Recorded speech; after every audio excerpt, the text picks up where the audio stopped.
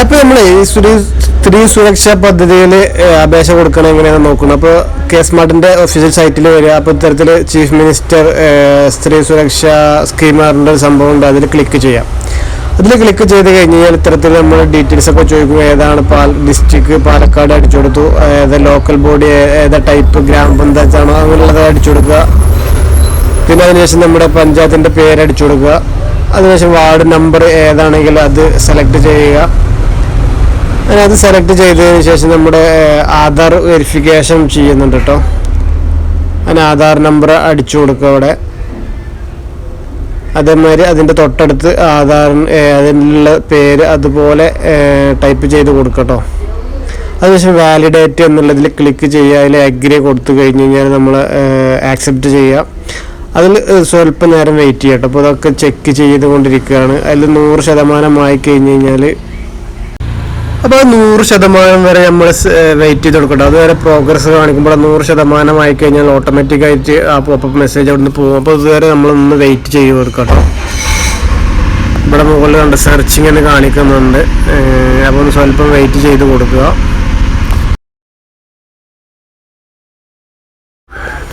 അങ്ങനെ അത് വെരിഫിക്കേഷൻ കഴിഞ്ഞ് കഴിഞ്ഞാൽ ഇത്തരത്തിൽ നമ്മുടെ പേര് ആധാർ വെരിഫൈഡ് എന്ന് കാണിക്കും.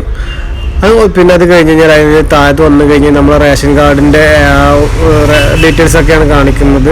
ആ പ്രൊസീഡ് എന്നുള്ളതിൽ ക്ലിക്ക് ചെയ്യാട്ടോ. അവിടെ പ്രൊസീഡ് കൊടുക്കുക. അങ്ങനെ പ്രൊസീഡ് കൊടുത്തു കഴിഞ്ഞാൽ പിന്നെ നമ്മൾ ആപ്ലിക്കേഷൻ ഫോമിലേക്ക് എത്തിയത്. അപ്പോൾ നമ്മൾ ബാക്കി ഡീറ്റെയിൽസും കാര്യങ്ങളൊക്കെ അടിച്ചു കൊടുക്കേണ്ട സ്പേസാണ് അവിടെ. അപ്പോൾ അവിടെ നമ്മൾ അതൊക്കെ അടിച്ചു കൊടുക്കുക. അങ്ങനെ പോപ്പപ്പ് എന്തെങ്കിലും വരികയാണെങ്കിൽ അത് സേവ് ചെയ്തോ അത് സ്കിപ്പ് ചെയ്ത് ഒഴിവാക്കട്ടോ.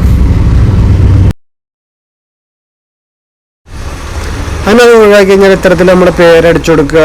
അതേമാതിരി കെയർ ഓഫ് നമ്മുടെ പേര് അവിടെ അടിച്ചു കൊടുക്കുക. കെയർ ഓഫ് ആരാണ് എന്ന് ചോദിക്കുന്നുണ്ട്. അപ്പോൾ നമ്മൾ ഹസ്ബൻഡിൻ്റെ പേരടിച്ചു കൊടുക്കട്ടെ അവിടെ. അപ്പോൾ നമ്മളത് ഇംഗ്ലീഷിലും മലയാളത്തിലും അടിച്ചു കൊടുക്കേണ്ടതുണ്ട്. അപ്പോൾ നമ്മൾ ഇംഗ്ലീഷിൽ അടിക്കാൻ നമുക്ക് കഴിയും, പക്ഷേ മലയാളത്തിൽ അടിക്കാൻ ചിലപ്പോൾ ഒരു പക്ഷേ സാധിക്കില്ല. അപ്പോൾ അതിന് വേണ്ടിയിട്ട് എന്താ ചെയ്യേണ്ടതെന്ന് വെച്ച് കഴിഞ്ഞാൽ ഗൂഗിളിൽ മലയാളം ടൈപ്പിംഗ് എന്നുള്ള സംഭവം എടുക്കട്ടെ. അതിനൊരു ഓൺലൈനായിട്ട് നമുക്ക് ടൈപ്പ് ചെയ്യാൻ പറ്റിയ സൗകര്യപ്രദമാവുന്ന ഒരു വെബ്സൈറ്റാണത്. അപ്പോൾ അതെടുത്തിട്ട് നമുക്ക് മലയാളം നമ്മൾ ഇംഗ്ലീഷ് അടിച്ചു കൊടുത്തു കഴിഞ്ഞാൽ അതിൽ മലയാളം ഓട്ടോമാറ്റിക്കായിട്ട് വരും. അപ്പോൾ ഗൂഗിൾ ആ സംഭവം എടുക്കട്ടോ. അങ്ങനെ അത് അവിടെ നമ്മൾ എന്താണ് പേര് അത് അടിച്ചു കൊടുത്തു കഴിഞ്ഞാൽ ചിലപ്പോൾ അവിടെ മലയാളം കിട്ടിയിട്ടുണ്ട്. ഇനി അത് അവിടെ നിന്ന് കോപ്പി ചെയ്ത് ഇവിടെ കൊടുന്ന് പേസ്റ്റ് ചെയ്യാം. അപ്പോൾ അഡ്രസ്സിൻ്റെ ഡീറ്റെയിൽസും അത്തരത്തിൽ തന്നെ നമ്മൾ ഹൗസ് നമ്പർ എന്നുള്ളിടത്ത് നമുക്ക് വീട്ടു പേര് കൊടുക്കാം. അതും ഇത്തരത്തിൽ ഹൗസ് നമ്പർ എന്നുള്ള ഭാഗത്ത് വീട്ടു നമ്പർ കൊടുക്കുക. ഹൗസ് നെയിം എന്നുള്ളിടത്ത് ഇംഗ്ലീഷിലും മലയാളത്തിലും നമ്മളെ വീട്ടു പേര് അടിച്ചു കൊടുക്കുക. പിന്നെ ലോക്കൽ പ്ലേസ് നമ്മളെ സ്ഥലം അടിച്ചു കൊടുക്കേണ്ടതുണ്ട്.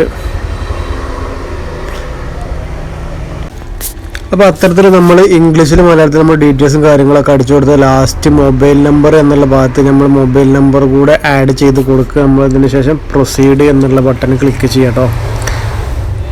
മൊബൈൽ നമ്പർ അടിച്ചു കൊടുത്ത് പ്രൊസീഡ് കഴിഞ്ഞാൽ പിന്നെ ജോബ് ഡീറ്റെയിൽസാണ് ചോദിക്കുന്നത്. അപ്പോൾ നമ്മളത് ഹൗസ് മേക്കർ എന്നുള്ള ഇത് നമ്മൾ സെലക്ട് ചെയ്തിട്ടുണ്ട്. പിന്നെ നെക്സ്റ്റ് വരുന്നത് ബാങ്ക് ഡീറ്റെയിൽസ് ആട്ടോ. ബാങ്കിൻ്റെ ബാങ്കിൻ്റെ പേര് ഏതാണെന്ന് ചോദിക്കുന്നുണ്ട്. പിന്നെ അത് കഴിഞ്ഞിട്ട് ബാങ്ക് ബ്രാഞ്ച് ഏതാണെന്ന് ചോദിക്കുന്നുണ്ട്. അപ്പോൾ അതൊക്കെ നമ്മൾ ടൈപ്പ് ചെയ്ത് കൊടുക്കട്ടോ. ബാങ്ക് പേരും അതിൻ്റെ ബ്രാഞ്ചും കാര്യങ്ങളൊക്കെ ടൈപ്പ് ചെയ്ത് കൊടുക്കുക.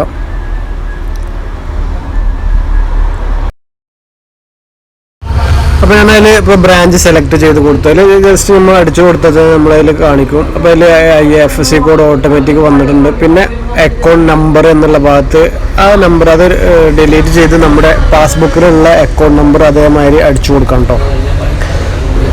അങ്ങനെ അത് അടിച്ചു കൊടുത്താൽ അതിൻ്റെ തൊട്ടിപ്പുറത്ത് റീഎൻട്രി അക്കൗണ്ട് എന്നുണ്ട്. അപ്പോൾ വീണ്ടും ആ ബാങ്ക് അക്കൗണ്ട് നമ്പർ അടിച്ചു കൊടുക്കുക. വീണ്ടും അവിടുത്തെ സെയിം അക്കൗണ്ട് നമ്പർ തന്നെ അവിടെ അടിച്ചു കൊടുക്കുക കേട്ടോ. റീഎൻട്രി എന്നുള്ള ഭാഗത്ത്. അതിനുശേഷം പ്രൊസീഡ് എന്നുള്ളതിൽ ക്ലിക്ക് ചെയ്യാം. അത് ക്ലിക്ക് ചെയ്ത് കഴിഞ്ഞ് കഴിഞ്ഞാൽ ഇപ്പോൾ ഇത്തരത്തിലുള്ള ഓപ്പൺ ആയിട്ട് വരും. അപ്പോൾ നമ്മളിപ്പോൾ ഡോക്യുമെൻ്റ് അപ്ലോഡ് ചെയ്യാനുള്ള സ്പേസാണ് ഇവിടെ കേട്ടോ.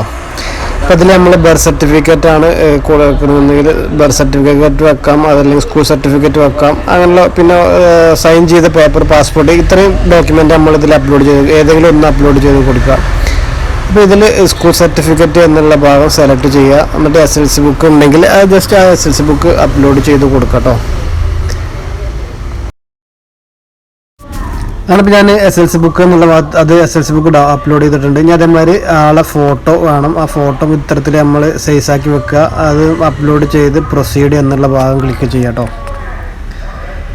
ഫോട്ടോ അപ്ലോഡ് ചെയ്ത് കൊടുക്കേണ്ടതുണ്ട്. അപ്പോൾ അതും അപ്ലോഡ് ചെയ്തതിന് ശേഷം പ്രൊസീഡ് ബട്ടൺ ക്ലിക്ക് ചെയ്യുക. അപ്പോൾ ഇത്തരത്തിൽ എലിജിബിലിറ്റി ചോദിച്ചിട്ട് കുറച്ച് ക്വസ്റ്റ്യൻസ് ചോദിക്കുന്നുണ്ട് കേട്ടോ. ഇതിൽ ചോദിക്കുന്നതെന്ന് വെച്ചാൽ നമ്മൾ വേറെ എന്തെങ്കിലും പെൻഷൻ വാങ്ങുന്നുണ്ടോ, അതല്ലെങ്കിൽ അങ്ങനെയുള്ള കാര്യങ്ങളൊക്കെയാണ് ചോദിക്കുന്നത്. അതിൽ ഒന്ന് നമ്മൾ ചോദിക്കുന്നുണ്ട്, നിങ്ങൾ നാട്ടിലുള്ള ആളല്ലേ എന്ന് നാലാമത്തെ ഒരു ചോദ്യം ചോദിക്കുന്നുണ്ട്. അപ്പോൾ അതിന് യെസ് കൊടുക്കുക. ബാക്കിയുള്ളതൊക്കെ നമ്മൾ നോ കൊടുക്കട്ടോ. നാലാമത്തെ അഞ്ചാമത്തെ ക്വസ്റ്റ്യനാണ്, നാട്ടിലുള്ള ആളെന്നെ അല്ലേ എന്ന് ചോദിക്കുന്നുണ്ട്. അപ്പോൾ അതിന് യെസ് കൊടുത്ത് ബാക്കിയൊക്കെ നോ കൊടുത്തിട്ടുണ്ട്.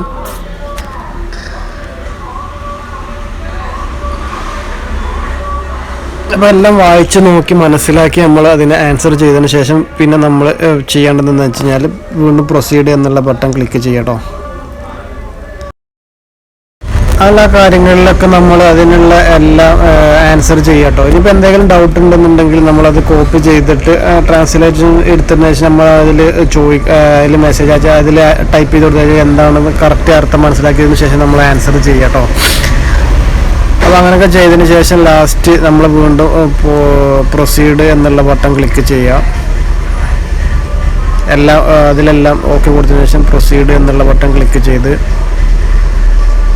ഇപ്പം എല്ലാ കാര്യങ്ങളും ഏകദേശം ക്ലിയർ ആയിട്ടുണ്ട്. അപ്പോൾ ഇനി വീണ്ടും കണ്ടിന്യൂ, ഫോം ഫില്ലായിട്ട് കഴിഞ്ഞിട്ടുണ്ട്. ഇനി കണ്ടിന്യൂ എന്നുള്ള കൊടുത്തു കഴിഞ്ഞ് കഴിഞ്ഞാൽ ഇപ്പോൾ നമ്മൾ അവിടെ ആപ്ലിക്കേഷൻ്റെ പ്രിവ്യൂ കാണാൻ സാധിക്കും. അതിൽ നമ്മൾ എന്തെങ്കിലും തിരുത്തുകളോ കാര്യങ്ങളൊക്കെ ഉണ്ട് എന്നുണ്ടെങ്കിൽ ജസ്റ്റ് ഒന്ന് കറക്ഷൻ ചെയ്യാനുണ്ടോ എന്നൊക്കെ നോക്കിയിട്ട് അങ്ങനെ അതൊക്കെ കൊടുത്ത് ചെക്ക് ചെയ്ത് പ്രൊസീഡ് എന്നുള്ളതിൽ ക്ലിക്ക് ചെയ്യട്ടോ.